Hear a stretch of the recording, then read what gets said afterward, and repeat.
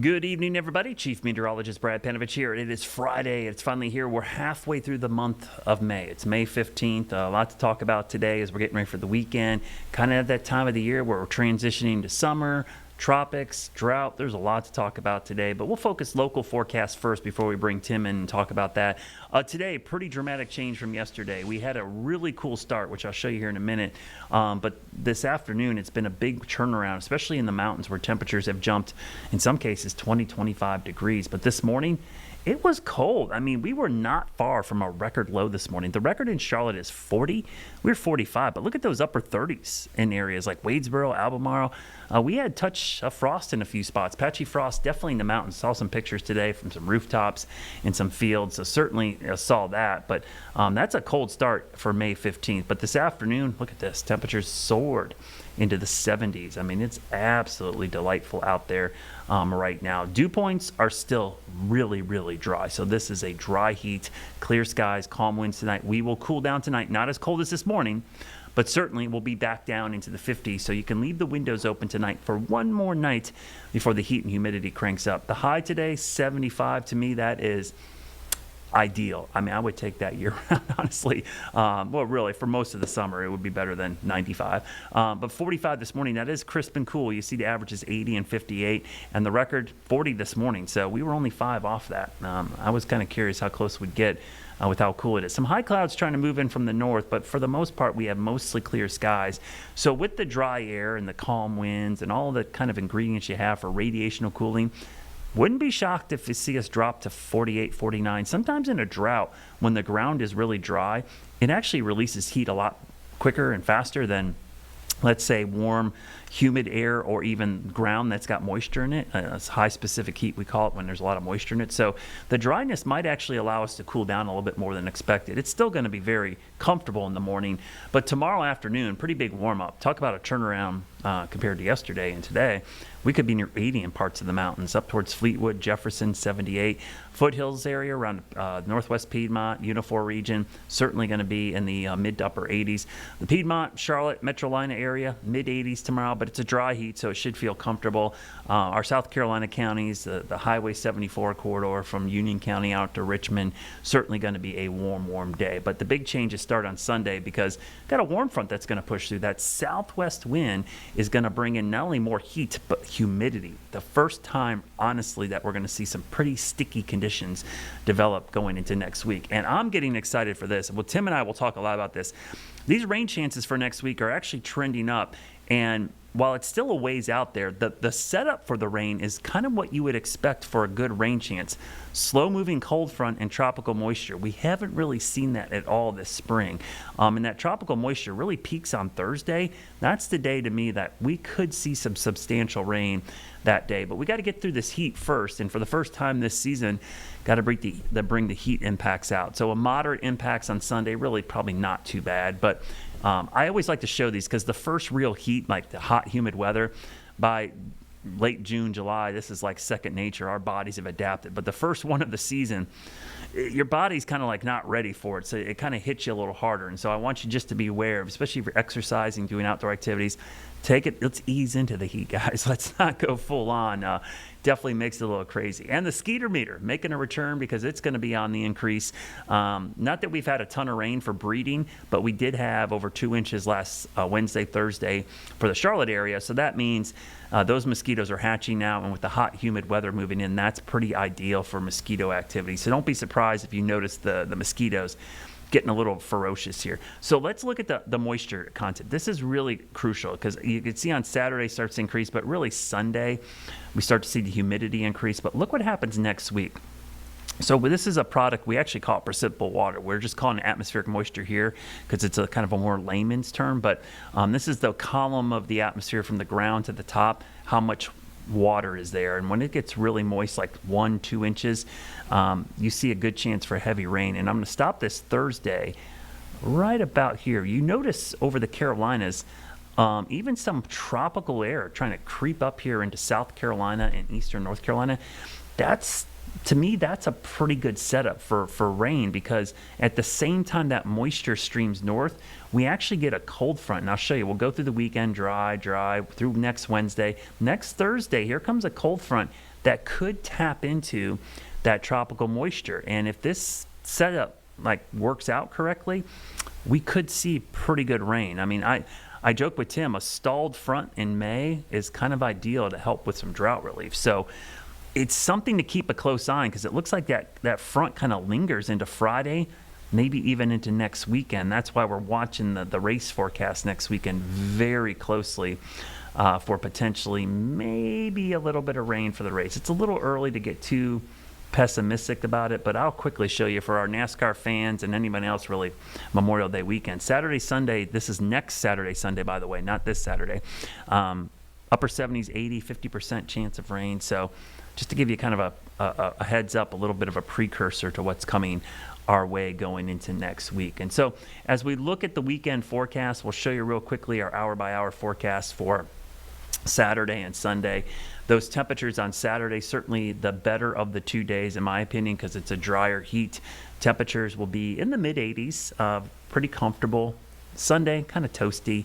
We're going to be getting close to 90 degrees, and it's certainly going to feel a whole lot humid, I should say, as the day goes on. I almost made up a word there, humid on Sunday as temperatures approach 90 degrees. And that heat sticks around. Your Jerry Hunt Supercenter 7-day forecast. Look at this, 90 Sunday, 91 Monday, 90 and near 90 on Wednesday. So 4 days of near 90. And then next Thursday, that's our rain chance. Fingers crossed, everybody praying for rain. That's the day that we would want to see it. We'll go 10 days into the future just to show you Memorial Day weekend. And again, remember, we are in that 8, 9, 10-day time frame. The trends are what you watch, really. The specifics aren't really important. But a 50% chance of rain, temperatures near 80. So maybe, just maybe, we could get a decent rain chance and a decent pattern going into next weekend. Unfortunately, could be a holiday weekend. So stick around. We're going to talk about drought. We got some incredible drone footage from Lake Norman that really shows you why water restrictions are in effect. And we'll talk about the 30th anniversary of Twister. Stick around. Weather Impact Live with Brad Panovich is sponsored by Moisture Lock, crawl space, basement, and foundation repair experts serving the Carolinas since 1988. Tired of all this rain? Does your yard look like a swamp after it rains? Hi, I'm Greg Doggett with Moisture Lock, Charlotte's premier waterproofing and foundation repair company. The longer water sits, the softer soil will become. This can cause foundation issues. If you're having drainage issues, contact Moisture Lock. We'll get the water away from your home and out of your yard. Moisture Lock, stabilize, enhance, protect.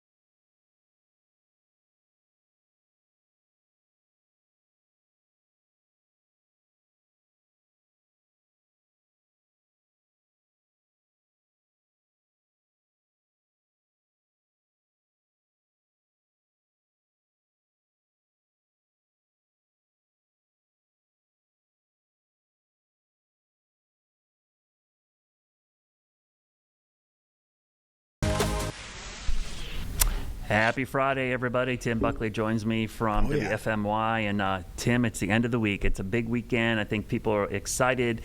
We're getting towards that summer feel. We're only a week removed from Memorial Day, which is like such a big summer-type holiday, the unofficial beginning of summer. So it feels like it's that kind of time of year. Things are starting to kick off, these weekend activities.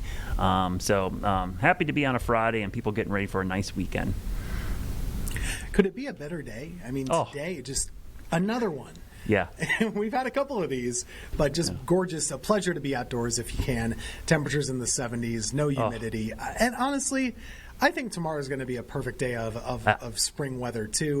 I agree. It'll be a little warm, but you still don't have that humidity. Saturday is really great. Sunday, we could, that's a debate. That's a debate for the summer lovers versus the rest that we can have, and people won't agree on. Yeah, I agree with you. I think tomorrow, I mean, if you're going to get 80s like we're going to have tomorrow, it's the dry heat. It probably won't even feel as warm as it is. But today, I was showing our almanac, and it was like 75 and 45. And I was like, first of all, 45. It was pretty cold this morning, Tim. We had some frost pictures come in from the mountains and foothills, and some of our outline areas got into the upper 30s. We were only 5 degrees off a record low in Charlotte, so we should talk. That was pretty cold for May 15th. And we've had so many of these. I kind of have been, keeping a little bit of track. We've had at least 6 mornings in Greensboro that have been below 45 this month, which is not a record or anything like that, but it's above average, and you're only halfway through the month of May. This is probably the last one. Yeah. But I think we've said probably a couple times already. Yeah, I kind of speculated because I think I remember this in 2007 when we had the heat and the drought. Sometimes the drought can play tricks on you with these overnight lows, Tim, because one of the things about dry air, but also really dry ground, radiational cooling can be super effective in this kind of setup, and you can get sneaky cool at night when you're in a hot, dry period because of how dry it is. That's a good point. You kind of think about, people who travel to the desert, are always a little surprised at how much it cools down at the nighttime. You're not able to retain much of that heat like we're used to around here. Typically, it's a muggy climate, or it doesn't even have to be that muggy, but you have a lot of vegetation. Yeah. Right now, a lot of that vegetation is in tough shape. So, good point. Yeah. But the 75 today, I could not agree with you more. I was reading the almanac. I'm like, 75, that is like my perfect temperature. Give me 75 and sunny, and I am very happy with today. So let's talk a little bit. We could talk about the drought. I know we talked about it yesterday, but we got some interesting footage today, Tim. We know the drought's ongoing. Today was a big day in Charlotte because our mandatory water restrictions went into effect. And so we flew over Lake Norman, which, by the way, is the biggest lake in North Carolina. It is also a big reservoir, basically. It's a dam. It's been dammed up by Duke Power. But some of the images that we're seeing, just absolutely wild. I mean, it almost looks like, this is a dry riverbed, but this is actually lakes, and so it's pretty wild to see some of these images. We talked to some people up on Lake Norman, and a couple of them commented that this is the lowest they remember it ever being. But it's been 20 years since we've actually had a big drought, so a lot of these folks are new to the area. But I think, Tim, as people get out, we mentioned this yesterday, the visuals of the drought. These were like kind of visceral stuff because you could actually see how low the water was, and really tells you why we're in these water restrictions. And it's not just us. Anybody along the Catawba chain in the Piedmont, Western Carolina, we're kind of all in it because the Duke and the Catawba Water Basin people, they all get together, and they kind of, when there's a level 2 or what they call drought inflow 2, we all kind of do the same restrictions. Yeah, and it's going to be something that it'll be very visual. You're going to see these little beaches that aren't usually there. That lower water level is going to be evident not just on the lakes, but also on the rivers. And gosh, it seems like in your area, this has already been the case for like a month or more in some spots. But very visual, and like you said yesterday, going to be an impediment to boating. Maybe not able to get as much in the water as you'd like to, and this is going to be something that really starts to impact people. And even just driving around town, it doesn't even need to be a lake. These little retention ponds here or there. You have spots in your community that you kind of know the way that they usually are. They're looking differently for sure, and it's going to stay that way for a long time, I'd imagine, because we just don't have much rain on the way. Yeah, I last week I was staying at a place, and I was outside of my house for a week. I was at an Airbnb, and I walked the Greenway a lot. And the Greenway, it's a floodplain. It's supposed to flood, but there's a lot of wetlands that weren't really wet, Tim. They were like swamp areas where I didn't see any water. And then we got that rain last week, and it was kind of nice to see those wetlands get replenished. You kind of forget, like, wow, there's supposed to be water in some of these spots. And you mentioned like retention ponds and stuff. Those are literally supposed to hold rainwater. And when it doesn't rain for a while, those things dry up really quickly. You notice them, a lot quicker than other areas. So yeah, that's where you kind of notice these situations. But let's talk about the weekend heat, because you mentioned like Sunday could be kind of sticky day. It does look like maybe our longest kind of prolonged heat of the season. It's been a warm spring, but you mentioned the humidity. I think that's going to be the biggest change for a lot of folks. Is we've had some 80s and near 90. We've hit 90 once, but this go around, there's probably going to be a little bit of that mugginess starting to creep back into it. I think so too, and we're really going to start to feel that by Sunday. So not so much for tomorrow, but by Sunday, and then kind of going into next week. It's not going to be the worst humidity ever, but it'll be some of the first humidity. And so when it's that way, you definitely notice it more. We say this with temperatures. 50 in January feels different than 50 in May. It's 100%. The same thing with dew points and humidity. This time of year, it doesn't take as much for you to start to, slow down and say, gosh, it's kind of sticky out here. And I think you'll probably notice that by Sunday into Monday. Yeah, I mentioned that in my local. It's exactly the same point I made. I said, if this is June 15th or July 15th or August 15th, we're like, no big deal. But on May 15th, the first one, your body kind of gets caught off guard. We're normal. We got to acclimate to this stuff. So if you're exercising or doing yard work on that first hot, humid day, it hits you a little different when it's the first day and not day 15 or 20 or 30th of it. So, yeah, not a crazy thing. The heat impacts, we got moderate. That's not crazy, Tim. Midsummer, we'd be like, it's just a normal summer day. But for early in the season, it's definitely one of those things. Maybe take it a little easier. There's a lot of graduations going on. You always see people standing outside in this heat, and it kind of catches them off guard. So just be cautious. It's that, just like sunscreen. The first couple times you spend time outside in the spring, it's like, boy, I got burned pretty easily. Yeah, because you're pretty pale, and that sun's pretty intense this time of year. Yeah, you're talking to me. That's right. Hey, it's been a while since we've shown this product, though. It's called Heat Risk, which has only been around a year, maybe 2 years, I guess, in practice. But when we show it to you, it's kind of helpful because it's relative. So it's relative to our local area. It knows that 90 degrees in Charlotte in July isn't as big of a deal as it is in Buffalo. So it's kind of a good guide to let you know, is this normal heat or is it unusual heat? And something like this weekend into early next week, it's kind of on the lines of normal heat for us, because it's just in that moderate category, and there's probably not that much for you to do differently other than just to listen to your body and stay a little bit more hydrated than you otherwise would.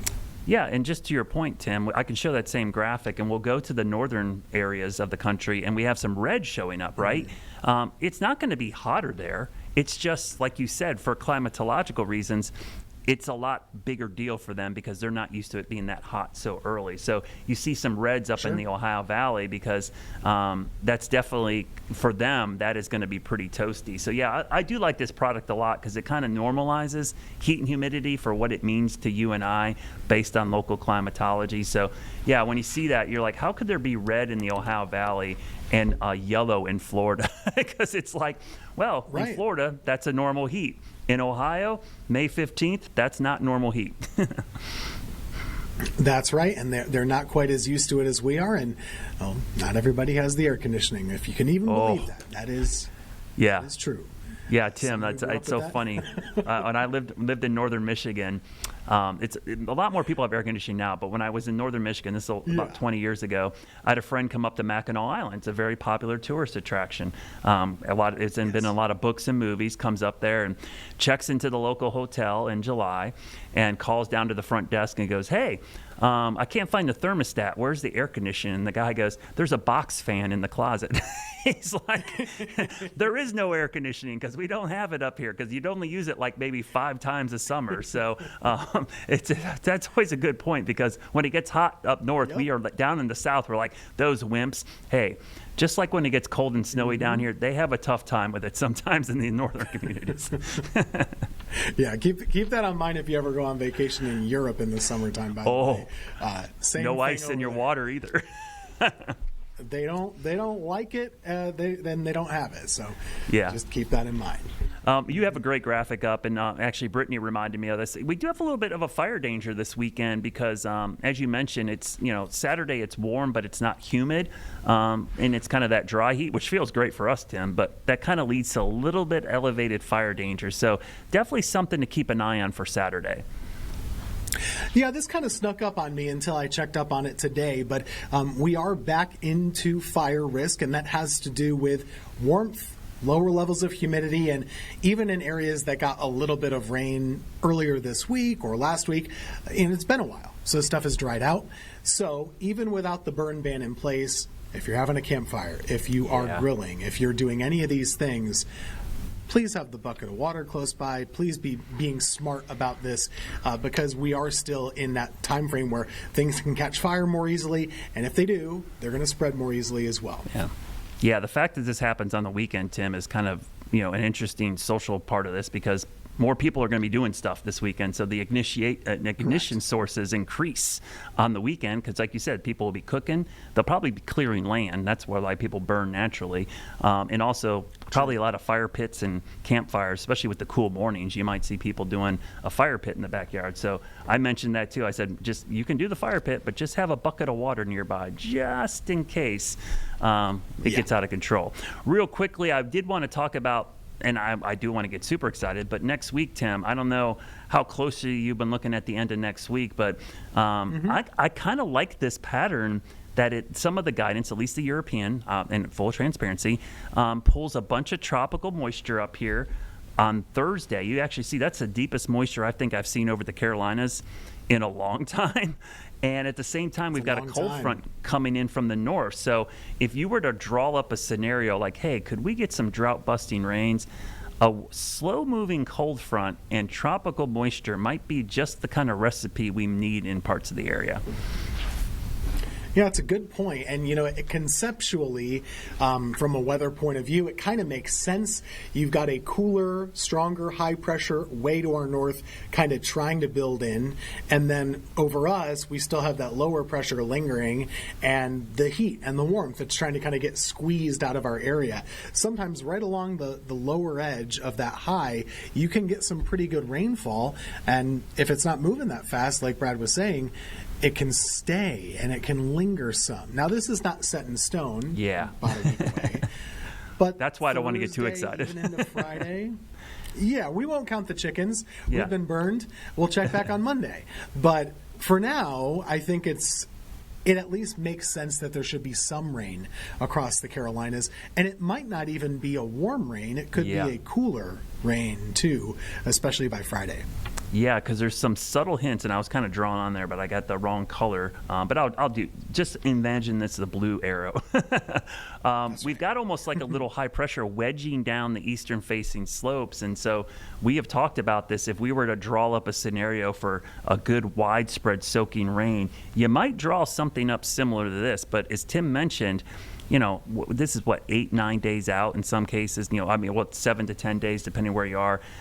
Rainfall chances, you really got to be careful that far out writing them in stone because just a subtle shift in any of these moving parts could totally change. But I do kind of like this setup, Tim, if this does come to fruition. I do too, and you don't need to take our word for it. I think you can look at some other opinions here. This I'm going to try and pull up the 7-day rainfall graphic from the WPC. This only goes through, I believe, is it next Thursday or next Friday? I guess it would be next Friday. Yeah, next Friday morning, basically, yeah. Yeah. So they're anticipating at least some rain across all of the Carolinas, and perhaps that the coast could be in that bullseye, but that could easily shift anywhere around depending on where those heavier bands were to set up. But case in point, there should be some heavier bands of rain that set up on Thursday next week in the Carolinas. Yeah, I just like seeing blue in the Carolinas. I show this map so often. I'm like, you got to look for blue when I show this. That's when you can get excited. You see green, don't worry about it. It's kind of like we need some blues to show up because that's at least a half an inch, and you're hoping you get an inch. But it's nice to see the trends there. So it's something to keep an eye on for next week. But Tim, the big part of that is, and we've all said this is 7 days out. So it's like between now and then. There's no rain, and it's going to be hot, so you know what that's going to do with evaporation and everything else. So it's probably going to get a little worse before that rain chance even gets here. It will. Our drought will just, keep on keeping on. And, this could have implications, though, on your Memorial Day weekend forecast, which right now I think is pretty uncertain. It could turn out a couple of different ways. If that thing stalls, you could have showery weather for a couple days, but if it gets out of here, then you could actually be pretty comfortable and pretty sunny. So one or the other is going to win out. Yeah, when I've been showing the forecast for next weekend, people are like, oh, it's going to rain. Well, there's a chance this thing comes in on Thursday, Friday, and then it's gone, and we're good for the weekend. But we have a running joke around here in NASCAR country. If you want to end a drought, have a NASCAR race. And sure enough, next Sunday, we have the Coke 600, which is such a long race, Tim. It's 600 miles. That if you have scattered showers, the chance of one of them happening during a race increases because this race goes on for like 6 hours, So it just really it's a tough race to get in when there's scattered storms in the area. Real quickly, we're almost out of time. I felt remiss if we didn't talk about the 30th anniversary of Twister, Tim. It was this week. Actually, May 10th, I think, was the release date, but this is the week that the movie came out back in 1996. First of all, I feel really old thinking this is 30 years old, but it's just insane. I was out in Ohio State at the time. I remember going to the premiere with students in the meteorology department, but they're doing big celebrations in Oklahoma. The crazy thing, too, is it's 30 years, Tim, but this movie has such a legacy among meteorologists and just people in general. People love this movie, and I don't think when it came out at the time it had this passion for it, but I feel like every year it goes by, the love for this movie grows almost. The meteorologists, they take an ownership. I say they, maybe we kind of take an ownership over this movie. That whether there's any inaccuracies, we just give it a big warm hug and say, that's okay. You got the Doppler on wheels. You got the storm chasing. You did a good job. Because they really honestly did a good job, and it increased the interest in meteorology. It sure did. And I'd say that all the time. I said there's a lot of inaccuracies, but any movie that glorifies what we do for a living, Tim, is a good movie on my part. I mean, that's just, and it is. There's something about it. I can't, when it's on TBS or TNT and I'm scrolling through, I have to stop and watch part of it. It's just, I don't know. It's just one of those things. Have a great weekend, everybody. We're out of time. Stay cool out there this weekend. We'll see you next week.